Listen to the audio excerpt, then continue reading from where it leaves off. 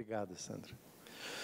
Por gentileza, abra a palavra de Deus, que é viva, eficaz, que cura e transforma, no Evangelho de João, capítulo de número 10. Evangelho de João, capítulo de número 10. Tenho sido levado a ler alguns textos mais compridos com a igreja. Hoje queria ler o capítulo inteiro. Se você nunca leu um capítulo inteiro, hoje você vai ler junto um capítulo inteiro da Bíblia, né? E há 3 semanas atrás, estávamos conversando com a igreja sobre escassez. Você lembra da história da viúva? A viúva que o profeta perguntou: o que você tem?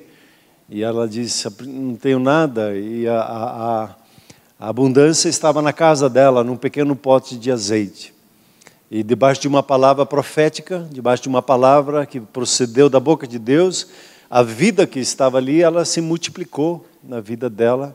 E livrou os filhos da escravidão, livrou a sua casa, trouxe sustento. Aquilo que era para matar, foi transformador e trouxe, na verdade, sustento para casa. Era assim as histórias de superação que Deus faz nas Escrituras.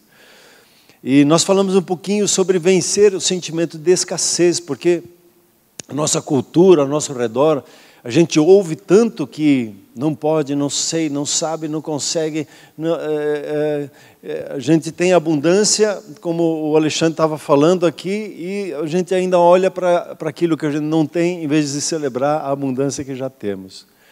E pensando nesse processo, já naquela semana, e meditando sobre a própria mensagem, o Senhor me levou a uma outra palavra: da escassez para a abundância, da abundância para o transbordar. O reino de Deus, ele é feito assim.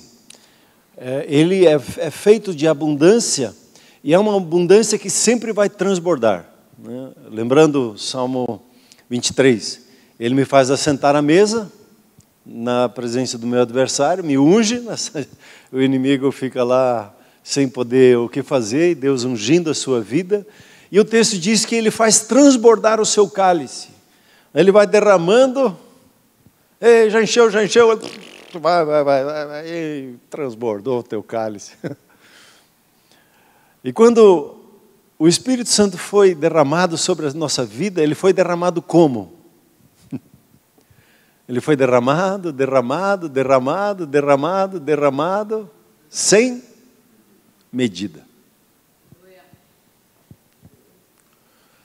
Você recebeu? Glória a Deus por esse alarme.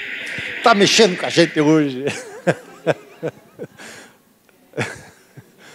Fica alerta. Opa!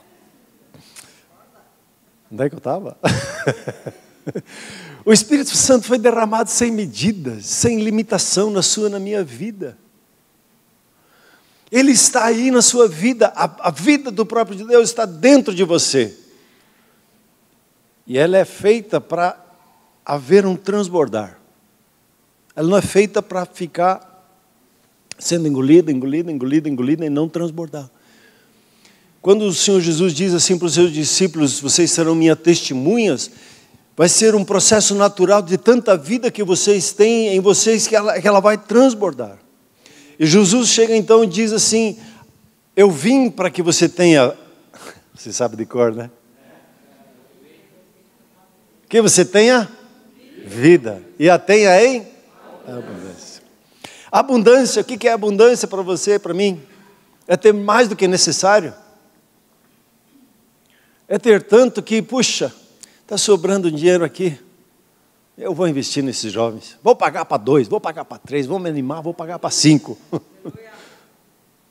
Porque Deus fez transbordar na minha vida, fez transbordar na sua vida. E eu fico caçando oportunidades, então, para poder abençoar pessoas. O transbordar da nossa vida faz com que da nossa boca a gente comece a ficar falando das coisas que Deus fez na nossa vida.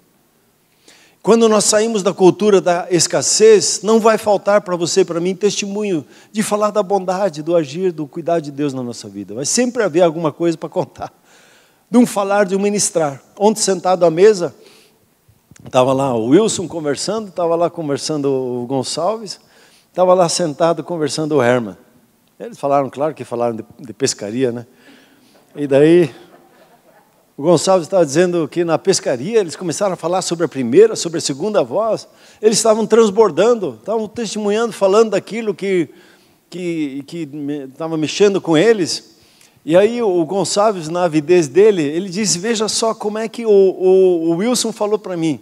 Eu fiquei curioso, o que é esse primeira, segunda voz que vocês estão falando? O Wilson disse, é muito simples. Nós estamos sentados nessa ponte aqui, com a vara de pesca, querendo pescar, e vem um pensamento na sua cabeça, te joga aí, te mate.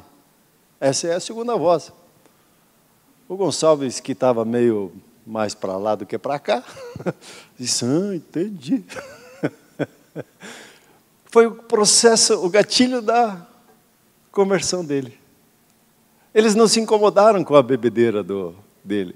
Hoje ele eu vou falar, pois não se incomodaram com ele. Ele disse, não se incomodaram. Eles, quando foram para casa, o Jorge que estava aqui pôs um louvor e vou ter que pedir. O Gonçalo que estava atrás lá, esses malucos aqui com esse louvor, eles estavam transbordando de alegria, celebrando e festejando a vida.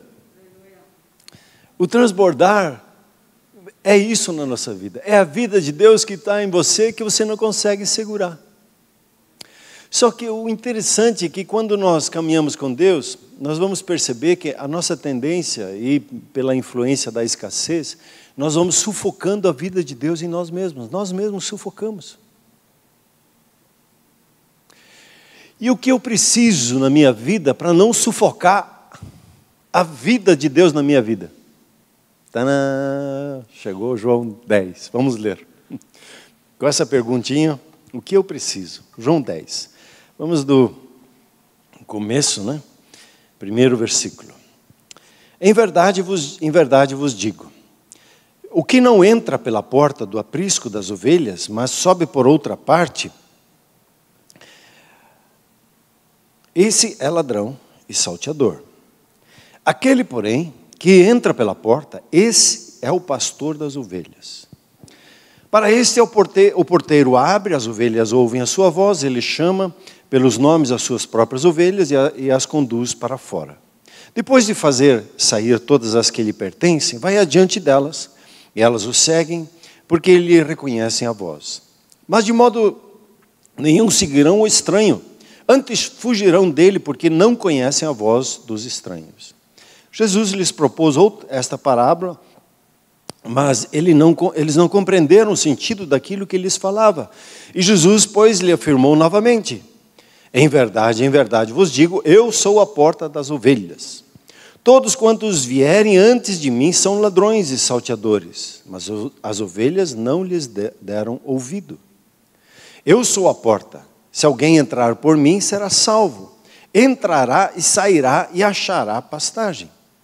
O ladrão, ele vem somente para roubar, matar e destruir. Eu vim para que tenham vida e a tenham em abundância. Eu sou o bom pastor. O bom pastor dá a vida pelas ovelhas. O mercenário, que não é pastor, a quem não pertence as ovelhas, vê vir o lobo, a dificuldade, abandona as ovelhas e foge. Então o lobo as arrebata e dispersa. O mercenário foge, porque é mercenário, e não tem cuidado com as ovelhas. Eu sou o bom pastor. Conheço as minhas ovelhas, e elas me conhecem a mim. Assim como o Pai me conhece, a mim eu conheço o Pai, e dou a minha vida pelas ovelhas. Ainda tenho outras ovelhas, não deste aprisco, a mim me convém conduzi-las. Elas ouvirão a minha voz, então haverá um rebanho e um pastor. Por isso, o Pai me ama, porque eu dou a minha vida para as reassumir. Ninguém a tira de mim, pelo contrário, eu espontaneamente a dou. Tenho autoridade para entregar e também para reavê-la. Este mandato recebi de meu Pai. Por causa dessas palavras, rompeu uma nova dissensão entre os judeus, e muitos deles diziam, ele tem demônio, ele enlouqueceu. Porque eu ouvi, outros diziam, esse modo de falar não é demoniado. Pode porventura um demônio abrir os olhos aos cegos. Tinha acontecido no capítulo 9. Celebrava-se em Jerusalém a festa da dedicação, era inverno, quer dizer, era dezembro. Festa de dedicação, só por curiosidade, é a festa da luz, a festa Hanukkah. Normalmente o candelabro tem 7, né, velas, e o Hanukkah eles têm 9. Tem uma história, é uma festa judaica, que eles celebram a reinauguração do templo. Versículo 23. Jesus passeava no templo, no pórtico de Salomão. Rodearam-no, pois, os judeus e o interpelaram. Até quando nos deixarás a mente em suspenso? Se tu és o Cristo, dize-o francamente. Respondeu-lhe Jesus. Já vos disse, e não credes. As obras que eu faço em nome de meu Pai testificam a meu respeito. Mas vós não credes, porque não sois das minhas ovelhas. As minhas ovelhas ouvem a minha voz. Eu as conheço e elas me seguem. Eu lhes dou a vida eterna, jamais perecerão eternamente, e ninguém as arrebatará da minha mão. Aquilo que meu Pai me deu é maior do que tudo, e da mão do Pai ninguém pode arrebatar. Eu e o Pai somos um. Novamente pegaram os judeus em pedras para lhe atirar. Disse-lhe Jesus: tenho-vos mostrado muitas obras da parte do Pai, por qual delas me apedrejais? Responderam-lhe os judeus: não é por obra que te apedrejamos, e sim por causa da blasfêmia, pois sendo tu homem, te fazes Deus a ti mesmo. Replicou-lhe Jesus: não está escrito na vossa lei? Eu disse, vós sois deuses. Se ele chamou deuses aqueles a quem foi dirigido a palavra de Deus, e a Escritura não pode falhar, então, daquele a quem o Pai santificou e enviou ao mundo, dizes tu blasfemas, porque declarei, sou filho de Deus? Se não faço as obras de meu Pai, não me acrediteis. Mas se faço e não me credes, crede nas obras, para que possais saber e compreender que o Pai está em mim, e eu estou no Pai. Nesse ponto procuraram outra vez prendê-lo, mas ele se livrou das suas mãos. Novamente se retirou para além do Jordão, para o lugar onde João batizava no princípio, e ali permaneceu. E iam muitos ter com ele, e diziam, realmente, João não fez nenhum sinal, porém tudo quanto disse a respeito deste era verdade. E muitos ali creram nele. Você consegue imaginar o empurra-empurra que houve aqui nessa conversa? Não sei não se até deram uma pedrada em Jesus. Por isso, por que se me apedreja? Ele deve ter levado uma pedrada. Houve uma tensão em torno dessa conversa. Para nós é uma conversa que você já está acostumado, que você nem liga. Mas essa conversa, ela vai se tornar muito real quando você perceber o conteúdo dela.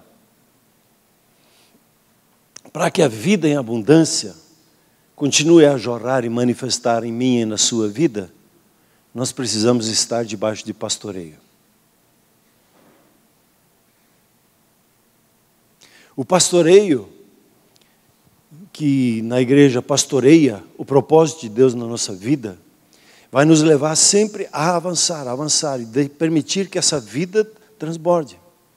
Toda vez que eu me nego a estar debaixo de pastoreio, eu perco o foco na minha caminhada. Quando eu abaixo a cabeça e fico só com as minhas coisas, eu não cresço naquilo que Deus tem preparado e separado para mim. Glória a Deus, ele é profeta mesmo, estava com uma sede aqui. Obrigado, Berna. Estar debaixo de pastoreio, estar debaixo de cuidado. A nossa tendência, quando nós caminhamos com Deus, a gente vem a Deus por uma necessidade, depois que a gente tem uma certa cobertura, certo suprimento, a gente acha que a gente já sabe sozinho. Eu fico imaginando, pensando nas mães, como elas têm paciência com o filhinho, né? O filhinho está lá mal e mal, ele consegue acertar a boca, mas ele já quer sozinho, né? Quer sozinho. E a mãe fica pastoreando e ajudando, a criança acha que sabe, mas ela não sabe ainda. E fica ensinando, até depois de meses de treinamento, ela consegue colocar aquele garfo na boca e sem derramar comida. E nós somos muitas vezes assim, não deixamos ser pastoreados, achamos que nós sabemos sozinho, eu posso sozinho, consigo sozinho. E a vida que Deus tem preparado em nós, ela não brota, ela não se manifesta. Porque nós rapidamente caímos de volta para a escassez, rapidamente caímos de volta para as nossas dores, as nossas dificuldades. Quando nós olhamos para o encontro com Deus, por que é tão difícil levar pessoas para o encontro? Por que é um desafio tremendo? Porque há toda uma batalha para que a pessoa não avance. E ela mesma, ela tem os seus bloqueios, ela acha que não já tem o suficiente, aí consegue levar. Aí há um romper. Quando há um romper, como que um degrau que se sobe ou que se desce na presença de Deus, aí você começa a caminhar, e se não ser pastoreado, o que acontece? Velhos hábitos vão te levar de volta para trás. E eu preciso ser continuamente pastoreado para que eu avance. E feliz é você que tem um pastor, tem uma pastora, um apacentador, né, na sua vida, que te ajuda. Eu tenho o meu pastor na minha vida e busco a ele para ser pastoreado por ele. Interessante que quando você olha para Jesus aqui nesse texto, eu vou só ressaltar 3, eu poderia ressaltar 10 características aqui do pastoreio de Jesus. A primeira, antes de entrar nas características, é a identidade dele. Ele diz: eu sou a porta das ovelhas e eu sou o bom pastor. Quando eu reconheço a Jesus como o meu bom pastor, Ele vai colocar pessoas na minha vida para me pastorear. Quando nós iniciamos a comunhão cristã Shalom, nós recebemos uma palavra de Deus. Em Atos capítulo 20 e 25. Atendei por vós e pelo povo de Deus. Pastoreai esse povo. Eu preciso exercer pastoreio. Eu preciso cuidar das pessoas que Deus me cuida. Mas a gente só pode pastorear quando a pessoa deixa. Essa é uma das características de Jesus. Ele só consegue tocar o nosso coração quando nós permitimos Ele tocar. E a primeira característica, então, é o versículo 2, que diz assim: o que entra pela porta, esse é pastor das ovelhas. Você lembra lá de um texto? Eis que estou à porta e bato. Apocalipse 3:20. E aquele que abrir a porta, eu vou entrar e vou cear com ele, eu vou ter comunhão com ele. Vou fazer com que o seu cálice transborde. E o Senhor Jesus, ele nesse ponto é cavalheiro, ele bate a porta, mas ele é insistente, ele é...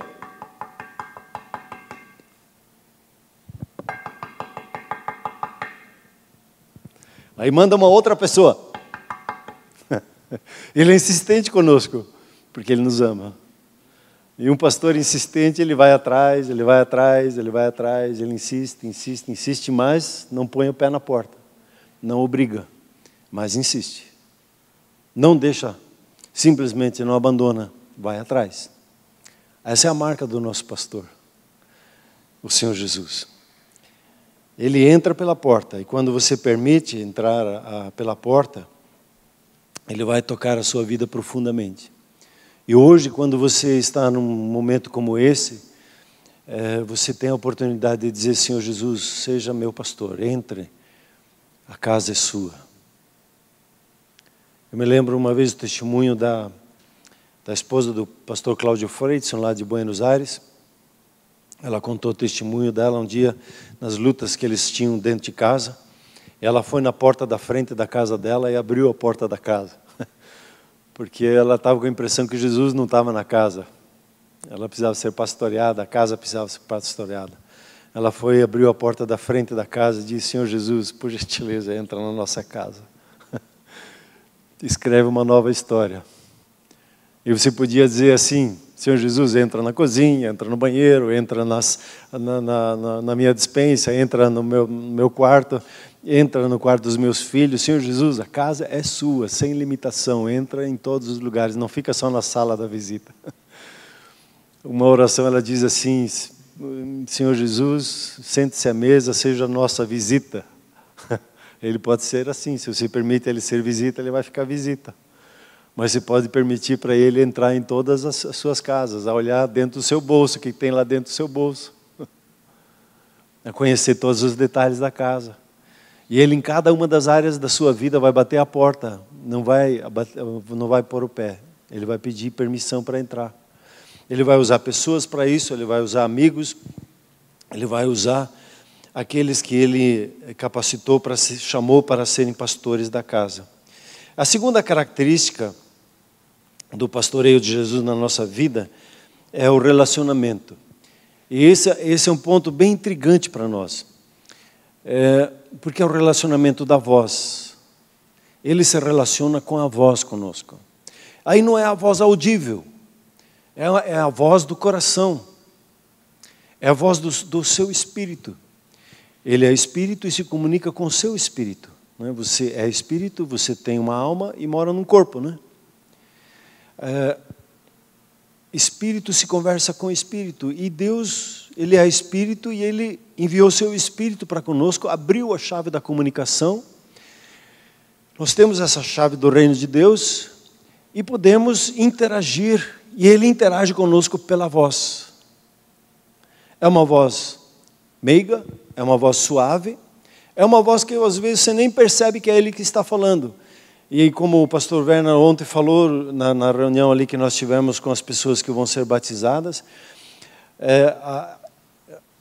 quando apresentando o ministério profético, ele diz, a oração que nós fazemos, Senhor, fala comigo, não faz sentido. A minha oração precisa, Senhor, me ajuda a ouvir o que o Senhor está falando. Eu preciso que o Senhor me abra os ouvidos porque Deus está falando constantemente. Esses dias eu estava no meu celular ali e de repente me veio um pensamento assim: faça uma oração pelo teu amigo. Mas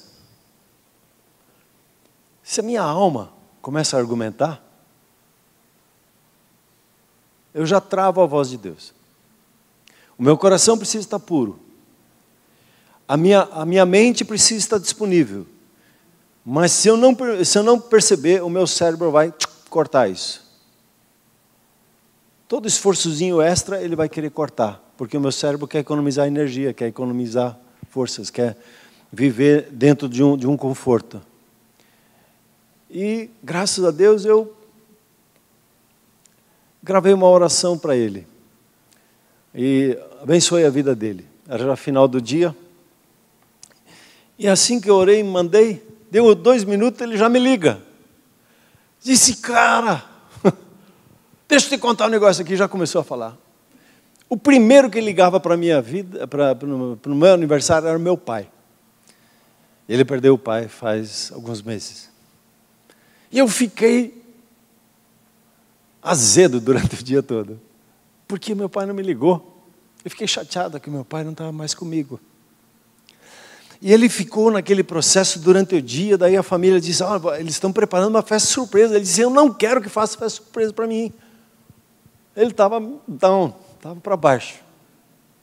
Aí ele estava chegando em casa e estava estacionando. E ele estacionou o carro e disse, Deus, eu não tenho nenhum pastor que ora por mim. Plim! Ele escutou a minha oração. Quem, em sua consciência, podia planejar um negócio assim? Quando nós obedecemos a intuição, os impulsos, o pensamento espontâneo que o Espírito Santo nos dá, é a voz dele em nós, o nosso espírito tem essa característica da intuição, né? Você tem a comunhão e você tem a consciência, no seu espírito você tem a intuição. Para ficar um pouquinho mais em casa, nós chamamos isso de pensamentos espontâneos que Deus dá. E essa voz, ela está presente na sua vida. E Ele conduz as nossas vidas pela voz dEle. E Ele diz assim, as minhas ovelhas, elas conhecem a minha voz, e elas seguem a minha voz, elas obedecem. Tem as que não são ovelhas. Elas não seguem essa voz. Aí, às vezes, a gente tem um costume antigo. Antigamente, a gente era bode, né? O bode, o que ele faz? Ele fica dando cabeçada, né? O bode, ele fica contra-argumentando. ele fica, pá, acho que não é bem assim, pá. E nós somos ovelhas hoje, precisamos aprender a não dar cabeçada mais, a sermos sensíveis e permitir que o Espírito Santo fale conosco. Que Ele alcance o nosso coração, que Ele toque o nosso coração. Essa é a característica que no Evangelho de João você tem 16 vezes a questão da voz de Deus, você tem nesse capítulo aqui 5 vezes a questão da voz, e a confiança que você tem no versículo 27 é tremenda. As minhas ovelhas ouvem a minha voz, eu as conheço e elas me seguem. E eu queria te dizer, você ouve essa voz. A questão é só prestar atenção. Não fique permitindo perguntas, mas eu não estou ouvindo, então não sou ovelha. Não, não é por aí, você ouve sim. A oração tem que ser, Senhor, dá uma afinada aqui, dá uma sintonizada melhor, me ajuda a perceber a sua voz, e Ele vai te ensinar. É muito interessante, é muito maravilhoso o que Deus faz com as nossas vidas, quando nós permitimos a voz dEle alcançar o nosso coração. E a voz dEle, quando nós ouvimos ela, nós somos transformados, nós somos curados, e a vida em abundância ela começa a vir cada vez mais à tona, por intermédio do relacionamento. Sempre vão vir novas revelações. É interessante que quando você olha para Apocalipse 22, você tem o trono, e do trono flui o rio de águas vivas. Quando o fluxo do rio não acontece mais, o que está acontecendo? A minha ligação com o trono está furada. Eu me sinto esvaído. A vida foi. O que eu preciso fazer? Restaurar o governo dele na minha vida. Esse lugar da comunhão. E quando eu começo a ouvir o falar dele, como nós estamos falando lá em Mateus 4,4, toda palavra que procede da boca de Deus, ela vai produzir vida. Porque o sopro de Deus, a voz de Deus, sempre produz vida. E essa vida começa a transbordar. Quando eu paro de ouvir, essa vida para de fluir. Quando eu percebo isso, eu preciso correr para o meu tempo no meu quarto secreto. Fechar a porta e começar a ouvir o meu Pai. Senhor, me ajuda a perceber o Senhor falar com a minha vida. E uma terceira característica do Senhor Jesus, que Ele diz assim, o bom pastor, Ele dá a vida pelas ovelhas. Às vezes nós pensamos em dar a vida, tem a ver com se matar pelas pessoas. Mas o que consiste a vida?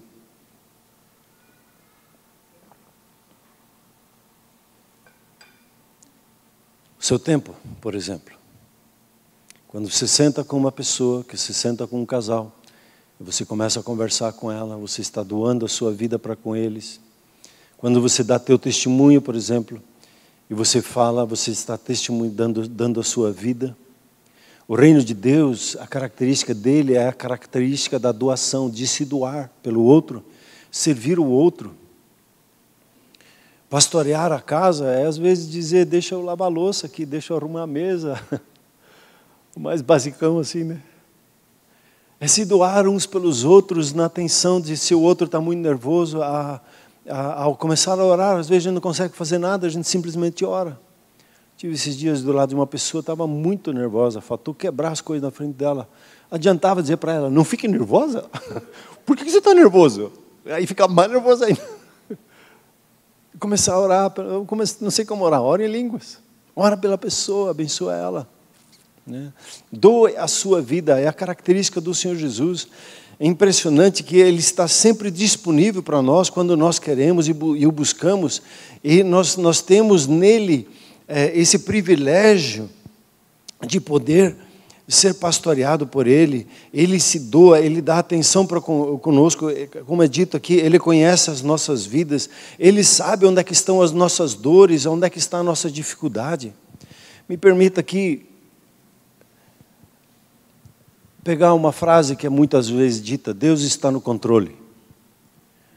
E eu queria Em certos aspectos essa frase é verdadeira, em certos aspectos não. As pessoas muitas vezes dizem, não, Deus está no controle, Deus está no controle. E Deus está no controle da história, Deus está no controle de todas as coisas. Mas às vezes as pessoas dizem, Deus está no controle, e aí que está a gafe, quando elas fogem da responsabilidade delas. Deus está no controle das minhas finanças. Ah, é? Mas por que está com dívida? Está descontrolado. Deus não está no controle das suas finanças. Ele está lá batendo na porta, né? Ei, presta atenção nos meus princípios. Não, deixa eu faço. Deixa com o Beck. Deus não está em certas coisas, áreas da vida, Deus não está no controle. Ele entregou para você.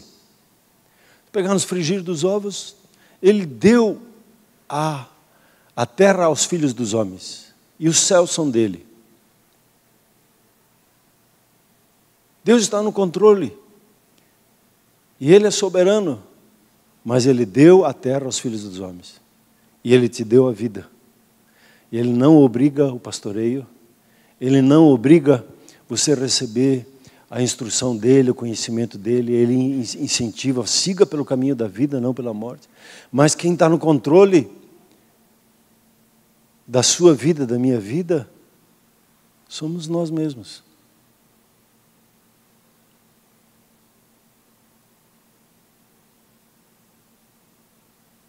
Às vezes se compara, né? Se Pedro fosse pastor aqui da Comunhão Cristã Shalom, ele numa pregação aqui, ele arrebatava 3.000 pessoas. Ganhava 3.000 pessoas. O que acontece é que nós temos nossas limitações. Porque nós ainda queremos não permitimos Ele pastorear a nossa vida. Por que tem algumas tristezas no coração que não vão? Porque nós queremos ficar no controle de não perdoar, de não ir lá abençoar. Nós não permitimos o pastoreio do Senhor entrar na nossa vida. E aqui existe um ponto que pode nos confundir, e hoje em dia é senso comum isso, que não, Jesus é meu pastor, Ele está no comando da minha vida. Um dia o pastor Herman e eu nos sentamos para conversar com um rapaz, e ele estava dizendo, e eu perguntei, sim, mas quem é o pastor na sua vida? Ah, Jesus é o pastor na minha vida. Então tá bom, você não quer nos ouvir.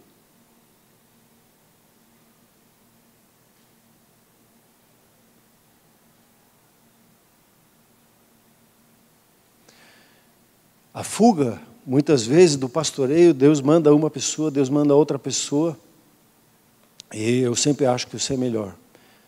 Eu acho que Deus vai falar comigo pessoalmente. E tudo vai tratar comigo individualmente. E tem certas coisas que Ele não vai tratar comigo individualmente, Ele vai mandar alguém para tratar comigo.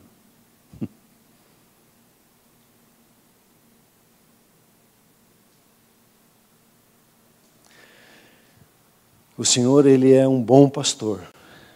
Ele tem essa característica de esperar a porta, de não obrigar, mas de insistir, né, de bater na porta. Ele trata conosco por intermédio da sua voz.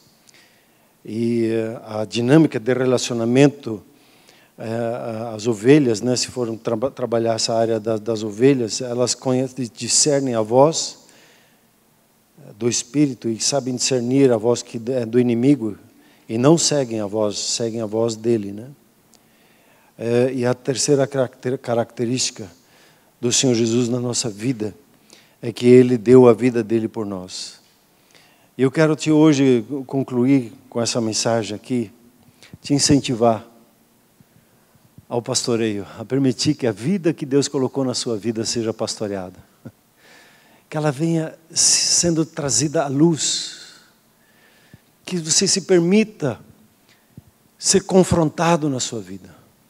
Que você se permita que o seu pastor fale para dentro da sua vida. Que você permita que o Senhor Jesus Ele toque na sua vida em algumas feridas, porque Ele quer te curar. Que você se permita a se submeter a Ele. Que você se permita abrir o seu coração e permitir com que as suas experiências, elas não terminem, mas elas continuem a crescer, a crescer, a crescer, a crescer, e a avançar de uma forma extraordinária na sua vida. O reino de Deus é um reino de abundância. Se você olhar para a criação ao nosso redor, você vai ver isso. Eu tinha uma época, lá tinha um pessegueiro, ele se tornou um símbolo para mim, que ele produzia tanto. Um dia eu disse assim, eu vou comer tudo. Não dei conta, tive que, é transbordo. Eu precisava compartilhar com os outros, dar para os outros, fazer marmelada, eu não consegui. Meu limoeiro é assim também, quando ele começa a produzir, eu não consigo tomar todo aquele limão. Deus fez tudo transbordante na sua vida, e quanto mais você doa, e essa é uma das outras características do reino de Deus, quanto mais você doa, quanto mais você compartilha e semeia, mais aumenta na sua vida. O reino de Deus, ele não é feito por retenção. Eu retenho e aí eu faço aumentar o meu patrimônio. O reino de Deus é feito por transbordar e abençoar outras vidas. E o patrimônio, ele aumenta pelo simples fato de você ser transbordante na sua vida. E nós somos chamados por transbordo. Nós somos chamados para sermos homens e mulheres que recebem essa vida e compartilham ela. Ah, mas não tenho nada. Claro que tem. Comece a derramar o óleo. Comece a pequenas atitudes de transbordar, de abençoar outras pessoas, de favorecer os outros. E você vai ver que o transbordo vai vir cada vez mais intensamente. Amém? Vamos nos colocar em pé, por gentileza.